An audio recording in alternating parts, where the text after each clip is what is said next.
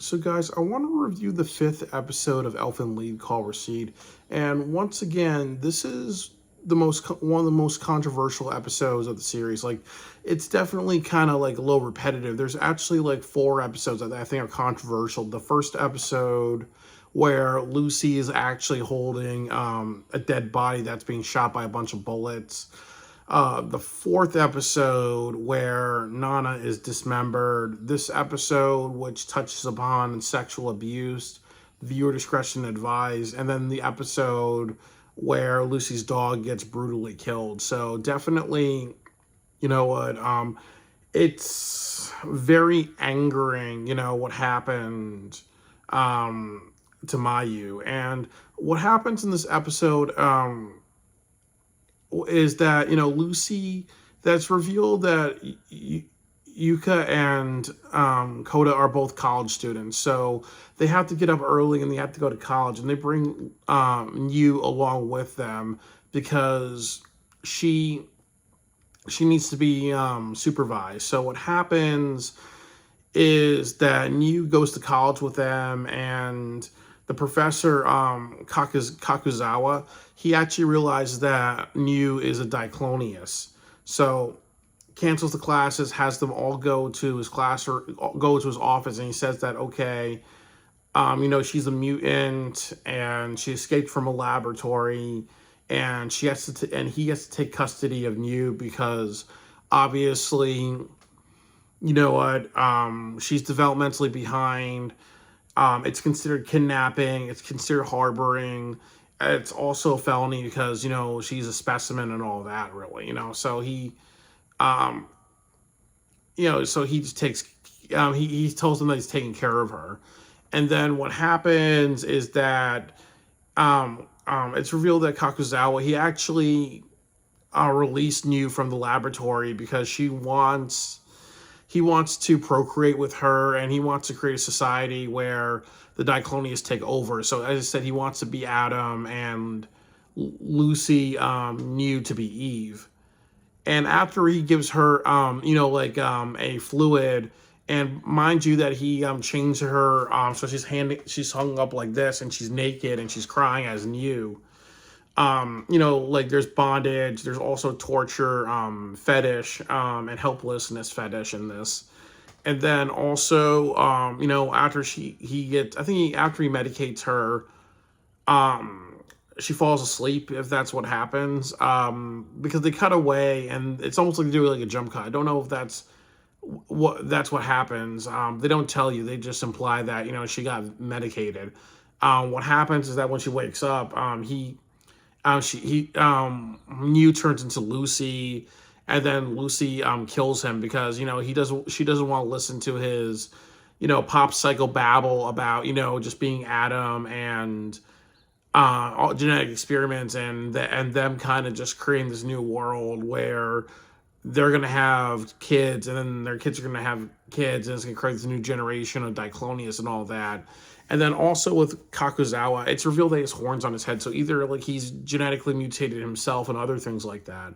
So there is kind of a story about a person playing God, and then also somebody thinking that well, things are gonna work out in their way because they have such a God complex, or like here I am, I'm Adam, and I'm going to free you. You're going to fall in love with me. We're going to procreate, and we're going to have children, and we're going to create this neon genesis type of thing, and that's not what happens. She destroys him. So he's out of touch with reality. And then also, as the old saying goes, you can't play God. So that's like one side of it. The other side is that I like what Yuka, what Mayu says at the kitchen table to Yuka and Koda, which is that, do you really think that he was telling the truth? And they check in, and they actually see that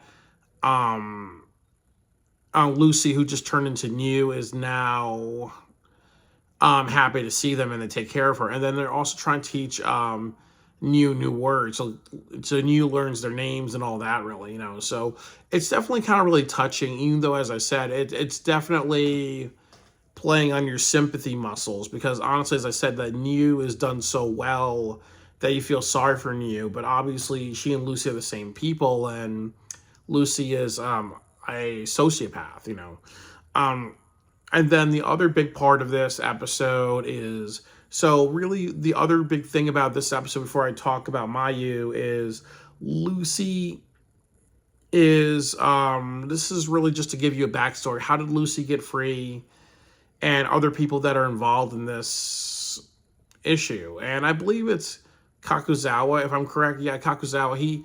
His father is actually in charge of like this whole research facility, but he keeps asking for loans and extra funding so he can fund vaccinations or do his own research, really, or maybe just like delay his father by just getting extra funding and all that. So there is something to be said about him, being a double agent. But it's more, this episode's more just to say, how did Lucy get free, introduce another character. But I did think that with Kakuzawa, obviously because he freed Lucy, just for him to be killed off and be on screen for like, just only 10 minutes in this whole series, you should do more. He feels more like a throwaway character, and this felt more like a filler episode because he was so throwaway. He should have had a bigger part, and that could be a storyline that they could have done about like him actually trying to like create this like genesis, and that could have been something, a very interesting take, really. So I think that just him being,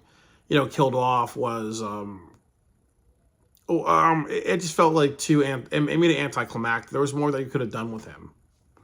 So the tough part, and viewer discretion advised, this is about sexual abuse, is Mayu. They reveal her backstory. So in episode 4, Mayu is on the streets again. She goes to a bakery and gets like slices of bread, and she does that to feed her dog. And then what happens to her puppy is that it actually belongs to somebody else, and the dog and the owner actually takes the dog away from her and calls her smelly because obviously she's been out on the street for a long time wearing the same sweater and all that. And then it's later revealed that Mayu's birthday is in episode 4. I know it was in episode 5. But she recently left her family, and what happened was that her mom brought home a man, and maybe it's like maybe they got married. I don't remember. I think they either got married or he's like in a stepfather role, but he molests her. He has her, and I'm gonna like go into detail about this because I think that not going into detail is more offensive. I think it's less offensive to go into detail just to kind of talk to you about the seriousness about it. Well, he asked her to and she's also like 13 years old. So what happens is they go into a room. He asks Mayu to take off her clothes, and while she's naked, he forces her to get on all fours, like in a doggy style type of position. And then they stop it at that, really. Like maybe, as I said, you don't know if it's self pleasure or if he puts himself on her, or he's just there to smell her odor or whatever.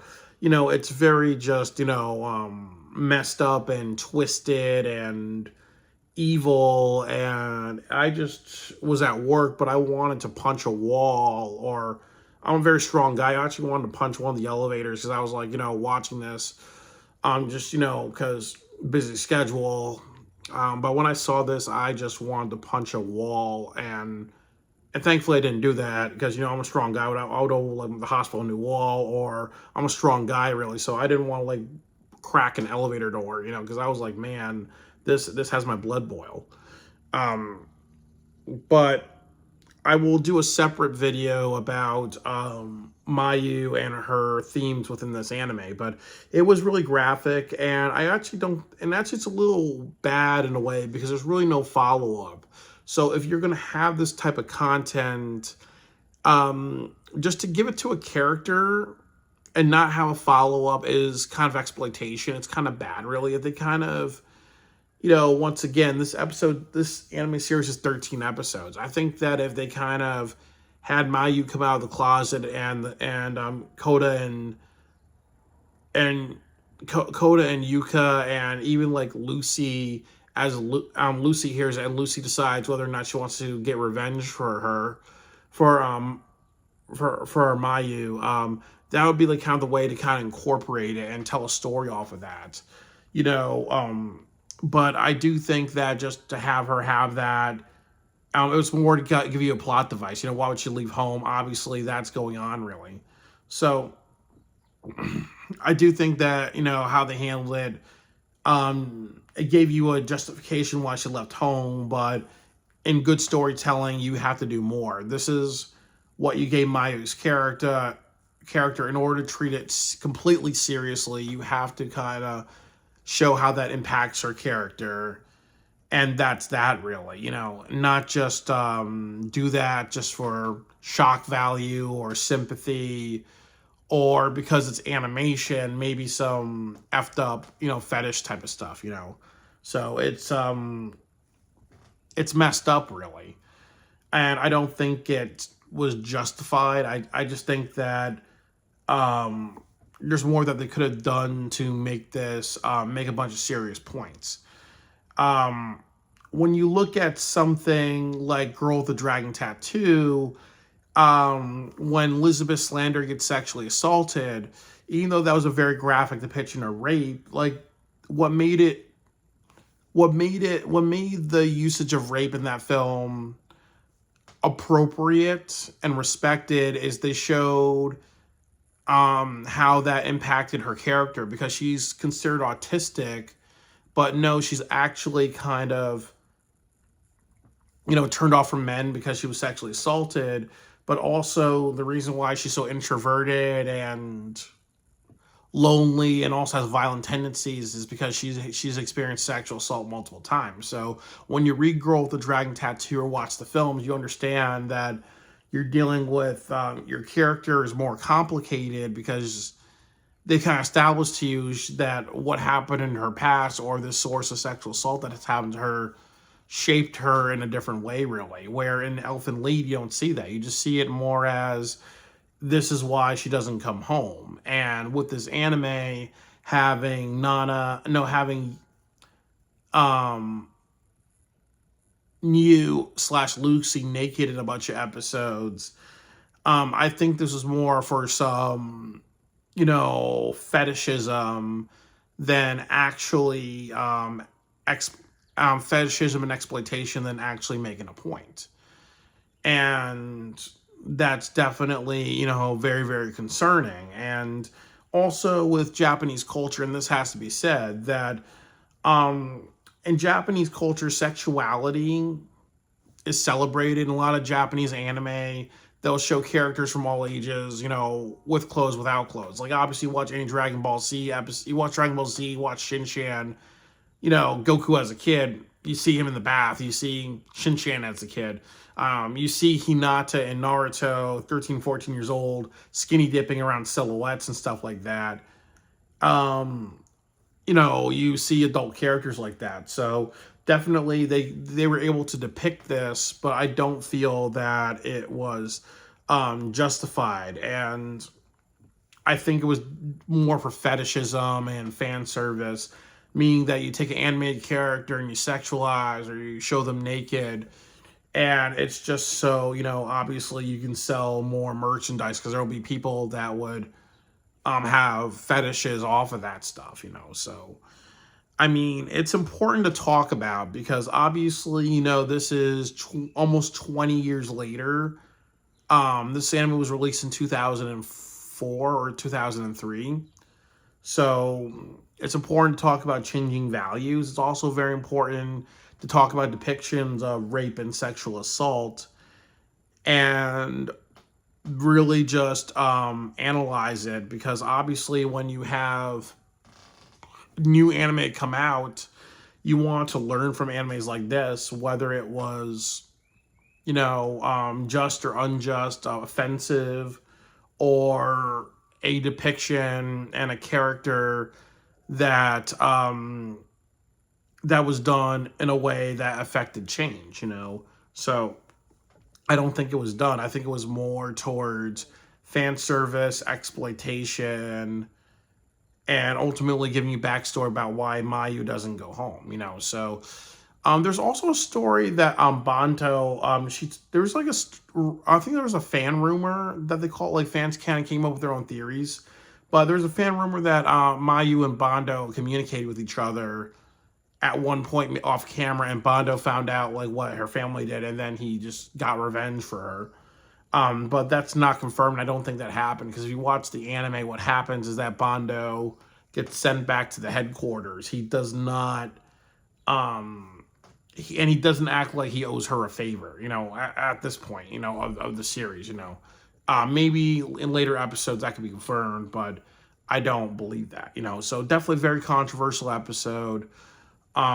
Very controversial depiction of sexual assault to a minor, sexual assault to a relative.